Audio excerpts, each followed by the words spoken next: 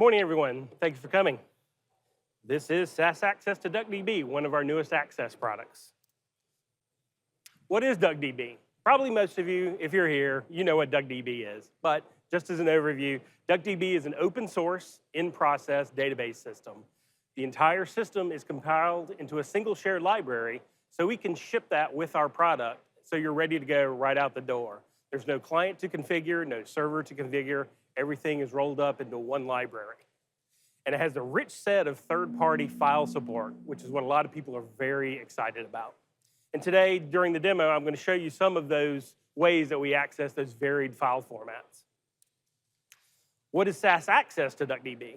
It's one of our standard LiveName engines that provides support for both the internal DuckDB tables, if you're using a persisted DuckDB instance, or the ever-growing list of external file formats that DuckDB supports.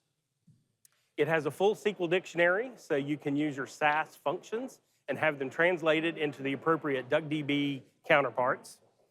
And we have a TKTS and data connector support planned for later this year. So we'll have a lot more robust support coming. And with that, let's go ahead and just get right to the demo.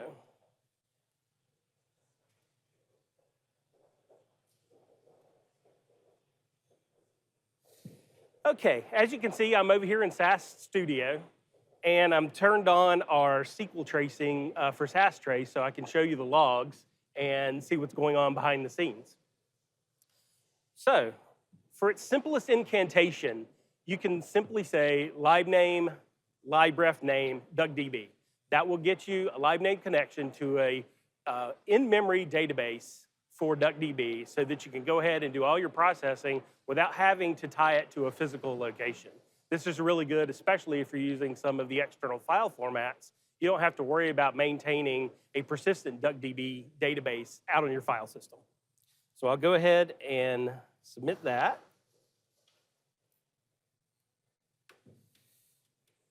Nothing too interesting there. But the real power comes in the file type and file path options that we have for the engine. That lets you select which file format you want to access and where the data resides. You can use them as LiveName options or as dataset options. So it's really configurable about how you want to do your workflows. So for this instance, we'll set a macro to a location here on this instance that is pointing to about 6 million rows in a Parquet dataset, or Parquet table.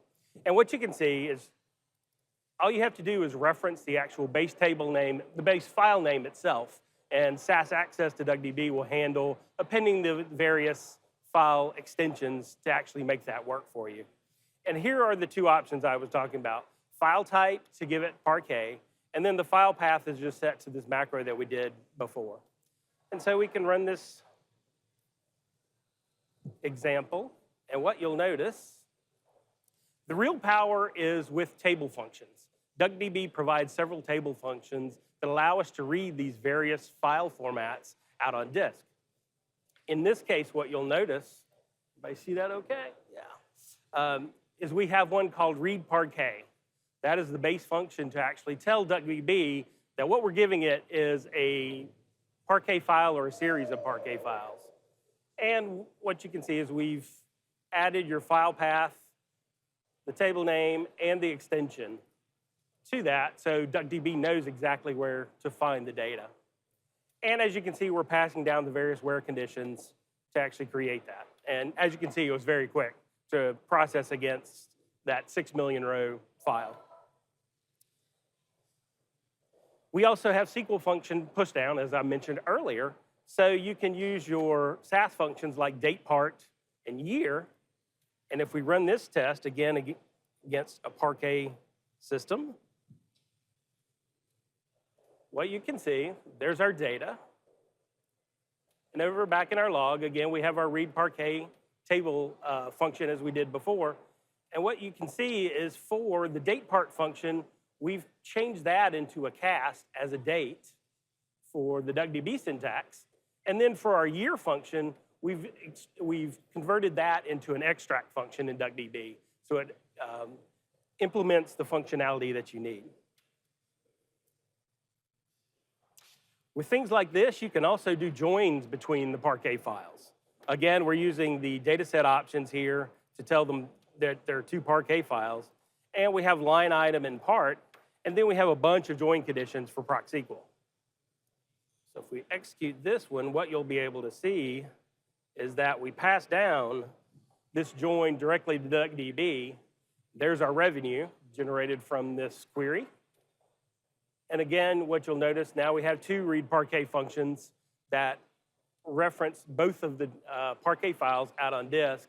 And you'll notice we're passing down all those join conditions so DuckDB can efficiently process those Parquet files for you. DuckDB also allows you to run queries against what are called Hive partitioned Parquet files. These are a series of Parquet files in various subdirectories where the subdirectories are based on some kind of partitioning key. And I can show you what that looks like in our little example here if I go over to the server and go to where our data resides. And this is the New York City yellow taxi cab data that is publicly available. And so what you'll notice here is I have this yellow subdirectory, and you'll see I have years 2011 to 2024. And if you drill down into those directories, that's when you'll see a series of Parquet files for each year that represent the data for that year. What that allows us to do with DuckDB is we can use the DuckDB globbing syntax that basically says, look through all of these directories and all the Parquet files and treat them as one table and run the query over that. So as you can see, we can run this proc print and display the first 10 rows of this entire consolidated data, and you'll see it started out with the 2011 data as you see. But what's cool about DuckDB is you can subset this at the file level, so you don't even have to pass where clauses and things like that if you don't want. As you can see here, I've replaced that one glob with 2012. And this will allow DuckDB to only process the data in that particular subdirectory. So that you can use this for any of the Hive partitioning formats. So you can only process the data in that particular subdirectory. And as you can see, sure enough, it says 2012, so it picked up only the data that we were looking at. But as I mentioned, DuckDB doesn't just do Parquet files. There are a rich set of different file formats that you can do. For instance, if you have a CSV file, all you have to do is change that file type to CSV, point to it, and then you can print it directly. There's our data. And again, we've changed the table function, CSV function, to pass it what it needs to do. Very similarly, with JSON, it works the same way.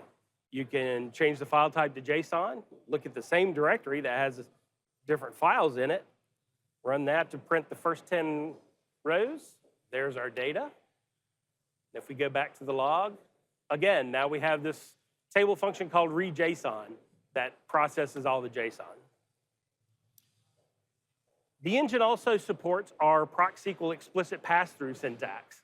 What this allows you to do is operate with different functions that you might not have access to in SAS. So if there are different conversions or casts or functions that don't map one-to-one to a particular SAS function, you can actually pass all the explicit DuckDB syntax directly to DuckDB. So for this one, you can see I'm actually running against some compressed JSON-L data that represents some Amazon reviews for different appliances. And one thing you'll notice, we're creating a new internal DuckDB table called reviews. So this will be stored in our in-memory database in DuckDB. And what you can see here is we're using things like the standard DuckDB cast system, which you can't normally do inside of SAS code, and a to timestamp function that doesn't exist inside of SAS. In addition, we're passing this columns reference inside the table function so that we can tell the DuckDB what the data actually looks like to help it with the metadata. So if we run this, what you'll see is that, okay.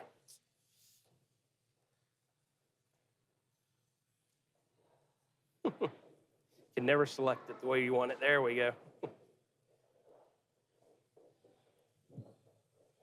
We can run this, and sure enough, in the log, you'll see it run and pass down everything that we ask it to execute.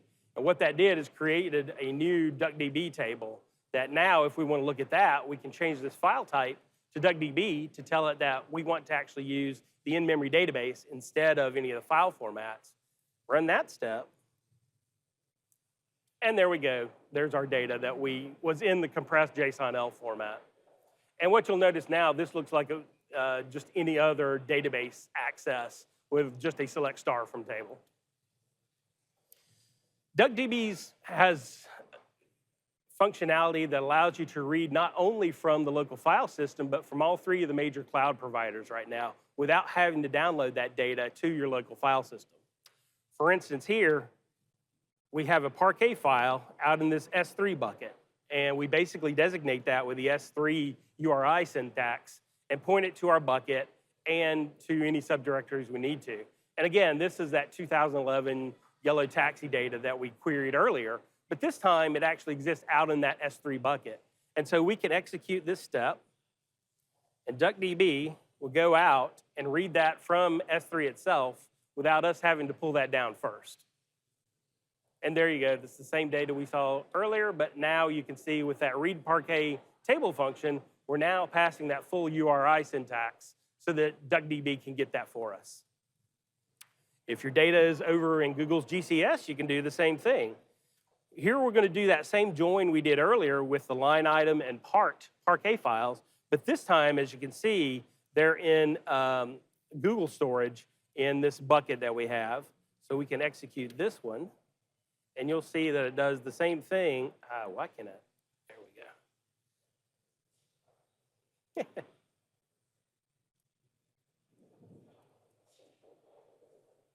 And it'll take a second, but then again, there's our revenue, just like we saw earlier.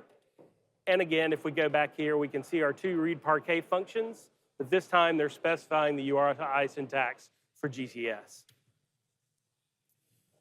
And not to leave Azure out, here we have an Excel file that we have sitting out in ADLS2.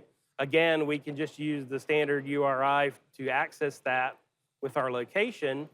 And this time I'm showing that you can actually use this on the live name level instead of just using a data set as we've done before. And then you can just do a standard proc print to look at the data. And there's our data. And again, now we have a read XLSX table function with the Azure syntax to pull it straight out of ADLS2. One of the new features that we've recently added and that DuckDB added is support for writable Iceberg tables. They manage that through something that they call a REST catalog, and they have a few providers that they allow for that. One of those providers right now is Amazon's S3 table buckets, which are a little bit different than their standard buckets. And so what I'm going to show you here is we can do this again straight from the system and change that to a file type of Iceberg. And then we have a couple of extra options. One, to let it know where the S3, which provider, REST catalog provider we're using. And for this instance, we need to point it exactly to that Amazon S3 table bucket with the ARN.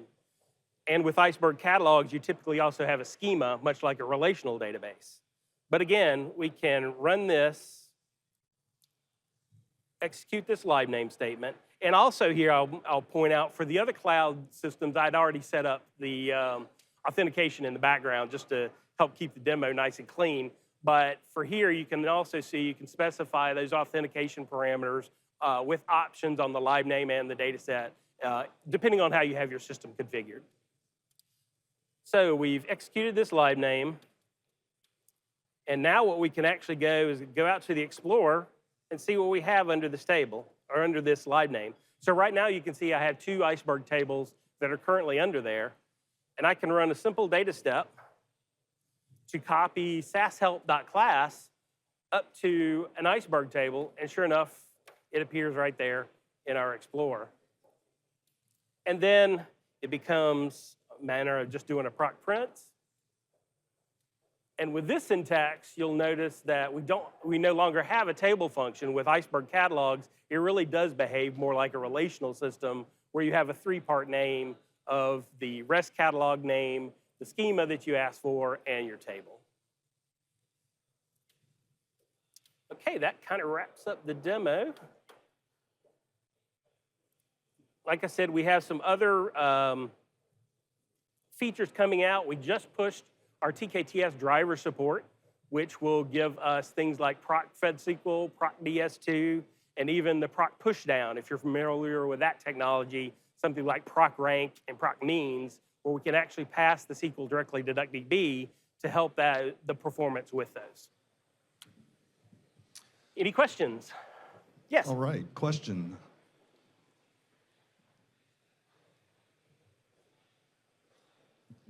Hello, Vicky Paulson from Novo Nordisk. We are having quite some challenges interfacing with Databricks, and both to Delta table as well as to the volume. Could DuckDB solve the problem for me? That's question number one. There are definitely paths that could do that. We have other customers who have been looking into that, and they're having the same challenges that you've mentioned. So yes, there is definitely a path that we could probably work with you to actually get to there. Thank you very much. Question number two. We also have problem interfacing with OneLake in Fabric. You can also solve that using DuckDB? DuckDB does have Duck Lake, which is their competing product, and we are working on, we don't have it currently in the product today, but we are working on integrating that into SAS Access to DuckDB so that, and one day, not in the future, we'll be able to use Duck Lake to actually do that. So you could think about migrating to that if that works for you. I'm so sorry. Oh, don't Question worry. number three, SharePoint. Is there something that I have not possibility? seen anything there yet. I haven't seen them come up with anything for SharePoint yet. So I Okay. don't think that's on any of their lists. They do have community extensions, though, that allow people to write their own back-end data providers.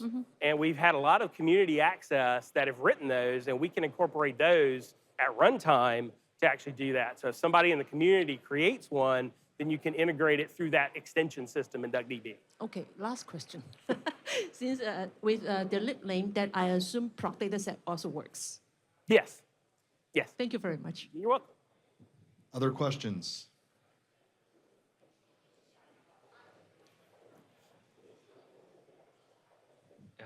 Hi. When I first time read the article at Communities about DuckDB access, I was really happy, and then I realized it's not working with SAS9. I played a little bit with the JDBC driver, which they provide. There is a problem with character variables. If you don't specify the length, it's not propagates properly. Do you have any plans for pushing access to DB for SAS9? Because taking into account that 80% of SAS income is still from SAS9, that might be good idea. I know there have been discussions about that. I don't know if there are any concrete plans yet. I've had people contact me about the possibility of doing that. So they are talking about it, but I'm not aware of any concrete decisions as of yet. But that may be on there. Okay. Yes, so I see that you are basically pulling the data from S3 and AWS, all those systems, and it saves, I think, data on the memory, right? So I'm sorry, say that and I think it saves the data on the memory. That's what you mentioned, right? So, Yes. Would that faster that process if we pull down that into the regular SAS? DuckDB has optimized a lot of this access to be able to process it during streaming. So it might be a trade-off. It would probably depend on the particular workflow. Some of them actually might work faster just leaving it in S3 and not pulling it down. So it would depend on the workflow and how DuckDB can optimize that. They're very good at threading, so they're doing a lot of threaded operations in the background to allow this to occur faster than normally just a straight downpull of data. Gotcha. And second question. So I see that you mentioned, I think, per queue file, but I believe it would also work with the regular SAS data set, right? DuckDB? There is there's a community extension for the SAS file formats. It is not part of the official DuckDB infrastructure. So we don't include that extension with the product. But there is a community extension that could actually query SAS data sets through the DuckDB interface. Hi, is there plans to officially support that? I'm sorry? Is there plans to officially support it? So Oh, to bring- that we have some people who have tinkered around with it, because right now the community extension is not extremely efficient because, of course, it doesn't know the internal file format for that. One thing with DuckDB is if you try to publish a community extension, it has to be open sourced.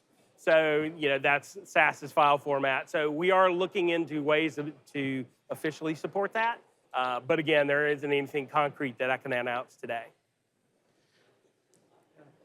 For S3 access, so can a user can be a single sign-on, or SAS can be, or a user has to be defined on the AWS side to? DuckDB has several different authentication methods through its secrets manager is what it's called. We do support the explicit ones right now. Single sign-on, I think, is on our roadmap, but is not currently implemented in this edition. I forgot to ask about YAML. YAML, have I seen YAML? It's not on the list of their main extensions, but it may be a community extension. In fact, I would be hard pressed if it's not there, because there's a lot of community extensions out there that can be used. Hey, this is Omkar.